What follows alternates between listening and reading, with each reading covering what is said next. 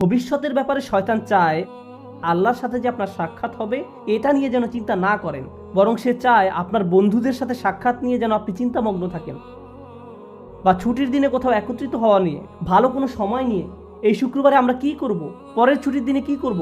ভবিষ্যতের ব্যাপারে সে চায় নিকট ভবিষ্যৎ নিয়ে যেন চিন্তা করেন, আর দীর্ঘমেয়াদী ভবিষ্যতের কথা যেন ভুলে যান।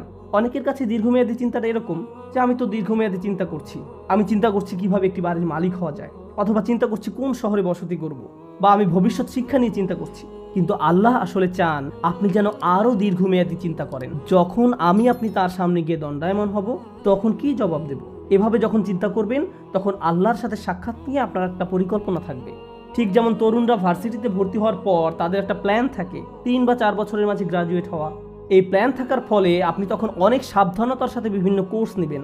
এই সেমিস্টারে কোনটা কোনটা নেবেন, পরের সেমিস্টারে কোনটা কোনটা নেবেন, এখন আপনার কাছে কত ক্রেডিট আছে, কোন কোন কোর্সগুলো ঢিলে ঢালাভাবে করলেও হবে, এই সকল ব্যাপারে আপনার সুচিন্তিত একটি পরিকল্পনা থাকে। যদি পিছিয়ে পড়েন, তাহলে অতিরিক্ত কাজ করে তা পুষিয়ে নিতে হবে। কিন্তু যদি আপনার কোনো লক্ষ্য না থাকে, যারা ভার্সিটিতে যায় কিন্তু কবে গ্র্যাজুয়েট হবে এই ব্যাপারে কোনো মাথা ব্যথা নেই, 10 বছর যাবৎ ভার্সিটিতে পড়ে আছে। তোমার মেজর কোন বিষয়, আমি এখনো ভাবছি। তোমার চুল পেকে গেছে আর এখনো মেজর সাবজেক্ট নিয়ে চিন্তা করছো। এরকম উদ্দেশ্যহীন মানুষও রয়েছে। শয়তান মানুষের এমন উদ্দেশ্যহীন জীবনই পছন্দ করে। সে চায় আপনি যেন উদ্দেশ্যহীন জীবন যাপন করেন। আর যে লক্ষ্যটি আল্লাহ আমাদের সামনে ঠিক করে রেখেছেন তা হলো তার সাথে সাক্ষাৎ। যদি এই লক্ষ্যটি আপনার সামনে থাকে, তাহলে জীবনে যে কোনো সিদ্ধান্ত নেওয়ার সময় আপনি চিন্তা করবেন, যখন আমি আল্লাহর সাথে সাক্ষাৎ করব, পরবর্তী সিদ্ধান্তটি নেওয়ার পূর্বে আমাকে আল্লাহর জিজ্ঞাসাকে, আল্লাহর সাক্ষাৎকে সবসময় বিবেচনায় রাখতে হবে। কিন্তু শয়তান যদি এই লক্ষ্যটি দূর করে দিতে পারে, তাহলে আমার মাথায় এই চিন্তাটি আসেও না। আমরা তখন যা ইচ্ছা তাই করি। আল্লাহর চিন্তা আমাদের মাথা থেকে দূর হয়ে গেছে, কারণ শয়তান আপনার সামনে একটি আবরণ তৈরি করে দিয়েছে। ফলে আপনি আপনার সামনের অবশ্যম্ভাবী গন্তব্যের ব্যাপারে অন্ধ হয়ে পড়েছেন। শয়তান চায় আপনি যেন ভবিষ্যৎ নিয়ে উদ্বিগ্ন থাকেন। সার্বক্ষণিক উদ্বেগ যেন আপনাকে তাড়া করে ফিরে। আমার ছেলে কি করবে, সে কি অবাধ্য হয়ে পড়বে, আমার মেয়ে কি করবে, আমার স্বামী কি করবে, আমার স্ত্রী কি করবে। আপনি এভাবে অন্যদের নিয়ে সবসময় উদ্বিগ্ন থাকেন, তারা কি করবে, যেন তাদের দায়িত্ব আপনার উপর বা আপনি তাদের নিয়ন্ত্রণ করেন। আমরা নিজেদেরকে ভালোভাবে নিয়ন্ত্রণ করতে পারি না, অথচ মনে করি যেন আশপাশের সবকিছু আমরা নিয়ন্ত্রণ করতে পারবো। তাদের ভবিষ্যৎ কি হবে তাও নিয়ন্ত্রণ করতে পারবো। আপনি এমন অনেক মায়ের সন্ধান পাবেন দুশ্চিন্তা একেবারে মরে যাচ্ছেন যে আমার মেয়ের কেন বাচ্চা হচ্ছে না, তার কখন বাচ্চা হবে। সে তাকে ফোন করে এভাবে, আল্লাহ চায় তোমার জন্য একটি বাচ্চা হয়। আল্লাহ তার জন্য সন্তান চায় না, আপনি চাচ্ছেন। আমি জানি না আপনি আল্লাহর কাছ থেকে কোনো ইমেল পেয়েছেন কিনা যে তাকে এভাবে বলছেন। এভাবে চরম আকাঙ্ক্ষিত পার্থিব জিনিসটি আপনার অন্তরে সবসময় জায়গা দখল করে রাখে। ফলে ভবিষ্যতের চিন্তা বলতে শুধু এটাই বুঝেন, আমার অমুক জিনিসটি নেই, আমার তো এটা নেই, আমার এটার জন্য অপেক্ষা করছি, আমি জানি না কেন এটা পাচ্ছি না। জিনিসটি পাওয়ার জন্য এভাবে আপনি সম্পূর্ণ আচ্ছন্ন হয়ে পড়েন, পুরোপুরি ব্যাকুল হয়ে পড়েন। শয়তান চায় এভাবে সম্পূর্ণভাবে যেন আপনি আচ্ছন্ন হয়ে পড়েন। কারণ যদি এমনটা করেন, প্রথমত আল্লাহ আপনাকে যা দিয়েছেন তাতে সুখী থাকবেন না, দ্বিতীয়ত সহজেই ভুলে যাবেন যে যিনি সবকিছু নিয়ন্ত্রক তিনি হলেন আল্লাহ। আমি আসলে আমার সন্তানদের নিয়ন্ত্রণ করি না। একটি নির্দিষ্ট বয়সে পৌঁছানোর পর তারা যা কিছু করে তা তাদের এবং আল্লাহর মাঝে। সর্বোচ্চ আমি যা করতে পারি তা হলো উপদেশ দেয়া, তাদের সিদ্ধান্ত একান্তই তাদের। যদি আমাদের রাসূলুল্লাহ সাল্লাল্লাহু আলাইহি সাল্লাম তার নিজ কন্যা ফাতেমার দিকে ফিরে বলতে পারেন, হে মুহাম্মাদের মেয়ে ফাতিমা, আল্লাহকে ভয় করো, আমি তোমাকে আল্লাহ তাআলার পাকড়াও হতে রক্ষা করতে পারবো না, তোমাকে সাহায্য করার মতো কোনো সামর্থ্য আমার থাকবে না, তিনি এটাই তার নিজের মেয়েকে বলেছেন। তাহলে আমরা কিভাবে মনে করি যে আমরা অন্যদের নিয়ন্ত্রণ করতে পারবো? এমনকি আমাদের পরিবারের মধ্যেও শয়তান চায় আমরা যেন মনে করি আমরা হলাম নিয়ন্ত্রক। কিন্তু বিষয়টা আসলে আল্লাহর অধিকারে। সে আমাদের মনকে এভাবে সম্পূর্ণ আচ্ছন্ন করে ফেলে। আর অবশ্যই মানুষকে নিয়ন্ত্রণ করতে গেলে হিতে বিপরীত হয়। মানুষকে নিয়ন্ত্রণ করা যায় না, আসলেই যায় না। আর যখন নিয়ন্ত্রণ করতে গিয়ে ব্যর্থ হন, তখন আরও বেশি উদ্বিগ্ন হয়ে পড়েন। আপনি ক্রমাগত নেতিবাচক হয়ে পড়েন। আর আপনি যখন সম্পূর্ণ নেতিবাচক হয়ে পড়েন, তখন আপনার পক্ষে কৃতজ্ঞ হওয়া অসম্ভব হয়ে পড়ে। খেয়াল করে দেখুন আয়াতটি কিভাবে শেষ হয়েছে। আপনি তাদের অধিকাংশকেই কৃতজ্ঞ পাবেন না। তারা সবসময় নেতিবাচক চিন্তা করবে। আমার চাকরির কি হবে, টাকা কোথায় পাবো, এটা কোত্থেকে আসবে, ওটা কোত্থেকে আসবে, স্বাস্থ্যের কি হবে, বাচ্চাদের কি হবে, অমুক অমুক ব্যাপারে কি হবে, যদি তারা জেনে যায়, যদি এমনটা ঘটে, যদি সে কিছু বলে বা যদি তিনি কিছু করেন। আর এসব তুচ্ছ ব্যাপার নিয়ে আপনি এতটা আচ্ছন্ন হয়ে পড়েন যে ভুলে যান আল্লাহ ভবিষ্যতের নিয়ন্ত্রক। আমি এর নিয়ন্ত্রক নই। আমরা যে একটি ভালো দিন অতিক্রম করি, এটা এই জন্য নয় যে আমরা খুব ভালোভাবে প্ল্যান করে দিনটি কাটিয়েছি। বা আমরা এটা অর্জন করেছি বা দিনটাকে নিয়ন্ত্রণ করে কাটিয়েছি, একমাত্র আল্লাহর কাছ থেকেই প্রশান্তি আসে। আমাদের শরীর যে সঠিকভাবে কাজ করছে এবং এখানে শুক্রবারে জুমার নামাজের জন্য যে এসে বসে আছি, আল্লাহ আমাদের এই শক্তি সামর্থ্য দিয়েছেন। আর আমরা এটা ভুলে যাই। আমরা মনে করি ভবিষ্যতের সব কিছু আমরা নিজেরাই সমাধান করে ফেলতে পারবো। শয়তান এই কাজটাই করে। সে আপনাকে এই ধারণা দিয়ে বিভ্রান্ত করে ফেলে যে ভবিষ্যৎ আমাদের নিয়ন্ত্রণে। শয়তানের আরও একটি বড় অস্ত্র হলো ভবিষ্যৎ সম্পর্কে আপনাকে হতাশ করে দেয়া। আরে কোনো কিছুতেই কাজ হবে না, পূর্বের কোনো পরিকল্পনাই তো কাজে আসেনি, তুমি সব সময় ব্যর্থ হবে, তোমার কপালে শুধু ব্যর্থতাই আছে। এভাবে নিজের সম্পর্কে এত হতাশ এবং নেতিবাচক হয়ে পড়েন যে আপনি শুধু নিজের সম্পর্কে হতাশাজনক মনোভাব পোষণ করেন না, বরং এই হতাশা সংক্রামক হয়ে পড়ে। যেমন কেউ যদি পরীক্ষায় পাশ করে আসে, আপনি হয়তো তখন বলে বসেন, পাশ করলে কি হবে, চাকরি পাবে না, পারিবারিক ঐতিহ্য, কী বা করার আছে। এটা শয়তানের দুঃখবাদ বা হতাশার একটা অংশ। সে আপনার কাছ থেকে এটাই আশা করে। কারণ কেউ যদি সবসময় এভাবে দুঃখ এবং হতাশায় নিমজ্জিত থাকে, তাহলে কিভাবে সে আল্লাহর প্রতি আশা ধরে রাখবে? কোন অন্তর নিয়ে তারা আল্লাহর নিকট দোয়া করবে? যদি তারা ইতিমধ্যেই পরাজয় স্বীকার করে নেয়, তাহলে কোনো কিছুই আর কাজ করবে না। তখন আল্লাহর নিকট থেকে তাদের আর কোনো প্রত্যাশা থাকে না। আল্লাহর সাথে আমাদের সবচেয়ে গুরুত্বপূর্ণ সম্পর্ক হলো তার নিকট দোয়া করা, তার নিকট আশা করা। আর আপনি নিজেই কিনা এই সম্পর্কটা কেটে দিলেন, আশাহীন হয়ে গেলেন। শয়তানের সংজ্ঞাই হলো সে আশাহীন, হতাশ, আর সে চায় আপনিও তার মতো আশাহীন হয়ে পড়েন। এভাবে মানুষকে সে সম্মুখ ভাগ থেকে আক্রমণ করে। মানুষ জীবনে বিভিন্ন লক্ষ্যবানে ছুটে চলবে, এটাই স্বাভাবিক। আর এই ক্ষেত্রেও শয়তানও আমাদের বিভ্রান্ত করে ফেলে। এটাও তার সামনের দিক থেকে আক্রমণের কৌশলের অংশ। আমি সামনের দিক থেকে আক্রমণের বর্ণনা দিতে গিয়ে অনেক লম্বা করে ফেলছি। আজ যদি পেছনের দিক থেকে আক্রমণের কথা নাও বলতে পারি, সমস্যা নেই, আমি একটু সময় নিয়ে বিষয়গুলোর উপর আলোকপাত করতে চাই। তো মানুষের উদ্দেশ্যমুখী জীবনযাপন করার কথা। মানুষ আত্ম উন্নয়নের জন্য লক্ষ লক্ষ টাকা খরচ করে বিভিন্ন সেমিনারে অংশগ্রহণ করে, কারণ তারা অনুপ্রাণিত হতে চায়। এগুলো ভালো জিনিস, এগুলো আসলেই শক্তিশালী জিনিস। কিন্তু শয়তান কি চায় জানেন? আপনাদের একটি উদাহরণ দিচ্ছি। পর্বতারোহীদের দেখবেন তারা হুক নিয়ে উপরের দিকে ছুঁড়ে মারে। আপনি যদি আপনার হুক 20 ফিট উপরে নিক্ষেপ করেন, আপনি কেবল ততটুকু উপরেই পৌঁছতে পারবেন। আপনি যদি 30 ফিট উপরে হুক নিক্ষেপ করেন, তাহলে 30 ফিট উপরে পৌঁছতে পারবেন। শয়তান চায় আপনি যেন আপনার হুক খুবই অল্প দূরত্বে নিক্ষেপ করেন। সে চায় আপনি যেন আপনার হুক শুধুমাত্র টাকা কামানোর জন্যই নিক্ষেপ করেন। অমুক পরিমাণ টাকা অর্জন করতে পারলে আমার জীবন সফল। তখন আপনি সারাক্ষণ এই চিন্তায় মগ্ন থাকেন, মনে হয় যেন যদি এই লক্ষ্য অর্জন করতে পারেন তাহলে সব কিছু ঠিক হয়ে যাবে। একবার যদি এই লক্ষ্য অর্জন করতে পারি, তাহলে জীবনটা আশ্চর্য রকম সুন্দর হয়ে যাবে। আপনি যখন সেই লক্ষ্যের কাছাকাছি পৌঁছে যান বা উদ্দেশ্য অর্জন করে ফেলেন, আরও 30টা সমস্যা এসে হাজির হয়। শয়তান চায় আপনি যেন ছোট লক্ষ্যের পিছনে ছুটে জীবন অতিবাহিত করে ফেলেন, আর এই নিম্নতর উদ্দেশ্য অর্জনে এতটাই নিমজ্জিত থাকেন যে অন্য কিছু আর চোখেও পড়ে না।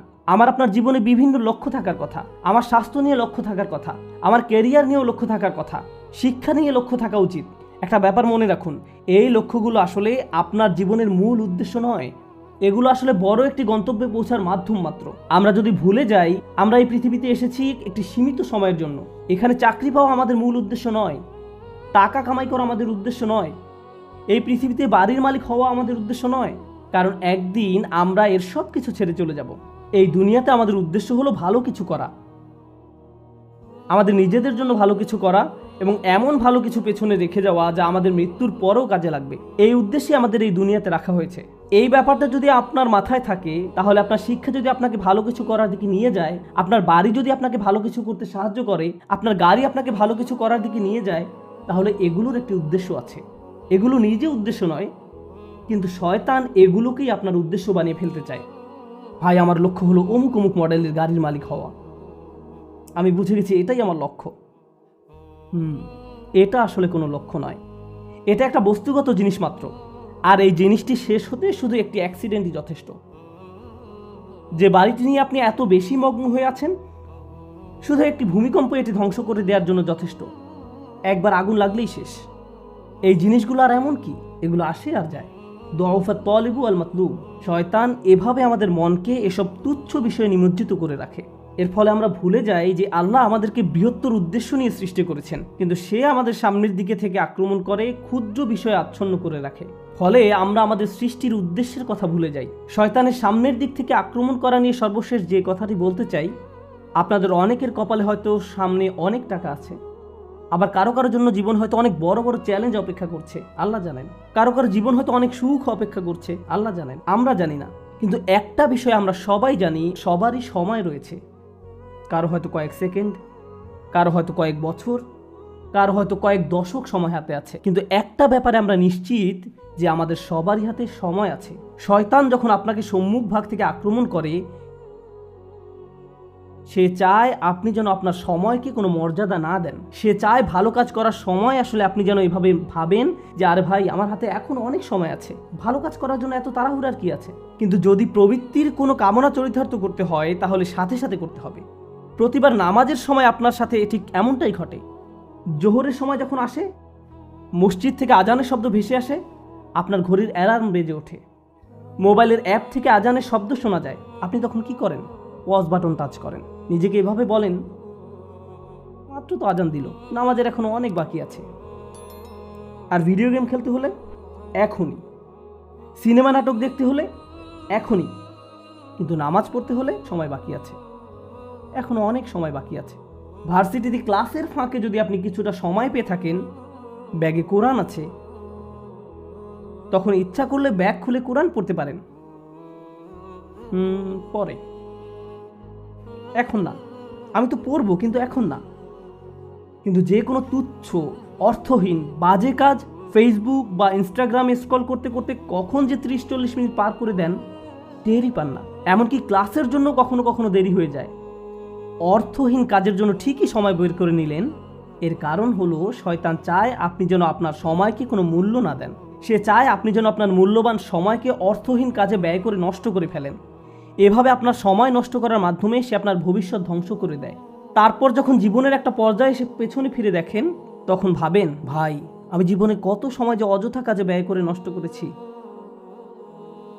এরপর জীবন নিয়ে হতাশ হয়ে পড়েন। এই খেলাটাই শয়তান আমাদের সাথে খেলে। এভাবে শয়তান বিভিন্ন কৌশলে সামনের দিক থেকে আমাদের আক্রমণ করে। আমি আল্লাহর কাছে দোয়া করছি, আল্লাহ যেন আমাদেরকে এইসব আক্রমণ থেকে সতর্ক থাকার তৌফিক দান করেন, এবং আল্লাহ আজ্জা ওয়া জাল্লা কখনো যেন আমাদের সেসব লোকদের অন্তর্ভুক্ত না করেন যারা বাস্তবতাকে তার প্রকৃত রূপে চিনতে ব্যর্থ হয়। রাসূলুল্লাহ সাল্লাল্লাহু আলাইহি সাল্লাম বলছেন, ও আল্লাহ, আমি চাই আপনি আমাকে বাস্তব বিষয়সমূহ আসলেই যেমন তেমনভাবেই দেখান। এটা আমার শেষ উপদেশ। কিভাবে আমরা শয়তানের এই আক্রমণগুলো মোকাবেলা করব? প্রথমে এগুলো শনাক্ত করতে হবে, তারপর আমাকে আপনাকে ক্রমাগত বাস্তব বিষয়গুলোর প্রকৃত রূপ খতিয়ে দেখতে হবে। আমাদের মোবাইলের অ্যাপগুলো চালাতে গেলে আমরা শুধু ইউজার ইন্টারফেস যেমন গ্রাফিক্স, মেনু ইত্যাদি দেখতে পারি, কিন্তু এগুলো আসলে প্রকৃত অ্যাপ নয়। এর পেছনে সোর্স কোড আছে, আপনি সেই কোড দেখতে পান না, আপনি শুধু ফ্রন্ট এন্ড দেখতে পান। ঠিক তেমনি বাস্তব জগতে যা কিছু দেখতে পান তা শুধু উপরের অংশ দেখতে পান, শুধু কভার দেখতে পান, কিন্তু এর পেছনে অন্য আরেক বাস্তবতা রয়েছে, এর পেছনে ইঞ্জিন রয়েছে। সমস্যা হলো আমরা কোনো কিছুর বাহ্যিক রূপ দেখে এর মূল্যায়ন করি, এর পেছনে যা আছে সেটাই যে আসলে মূল্যবান আমরা তা জানার চেষ্টাও করি না। কোরআন এই কাজটাই করে। কোরআন শুধু এই দুইটি চোখ দিয়ে দেখতে বলে না, এখানেও আরো এক সেট চোখ রয়েছে। লাহুম আয়ুনুন লা ইউবসিরুনা বিহা, তাদের চোখ রয়েছে কিন্তু তা দ্বারা তারা দেখে না, অর্থাৎ তারা আসল রূপ দেখে না, তারা শুধু বাহ্যিক ব্যাপারটা দেখে। আমাদেরকে অন্তর্চক্ষু দিয়ে তাকাতে হবে যা প্রকৃত রূপ দেখতে পারে। যদি এমনটা করতে পারেন তাহলে যেভাবে আপনি সময় ব্যয় করেন, বিভিন্ন বিষয় নিয়ে চিন্তা করেন, বিভিন্ন জিনিসের মূল্য দিয়ে থাকেন, বিভিন্ন জিনিসকে গুরুত্ব দিয়ে থাকেন, তার সব কিছুই পরিবর্তিত হতে শুরু করবে। কারণ দিন শেষে আল্লাহর সাথে সাক্ষাৎ করার পূর্বে আমাদের হাতে জীবনের যে অংশটুকু বাকি আছে তার মূল ব্যাপার হলো ইউনাব্বাউল ইনসানু ইয়াউমা ইযিন বিমা কদ্দামা ওয়া আখার। কিয়ামতের দিন মানুষকে জিজ্ঞাসা করা হবে কোনটাকে তুমি প্রাথমিক পর্যায়ে গুরুত্ব দিয়েছো আর কোন ব্যাপারটাকে দ্বিতীয় পর্যায়ভুক্ত মনে করেছো। সবকিছুর মূল কথা এটাই, আমি আপনি যত সিদ্ধান্ত নিয়েছি তাতে কোনটাকে প্রায়োরিটি দিয়েছি আর কোনটাকে ফেলে রেখেছি।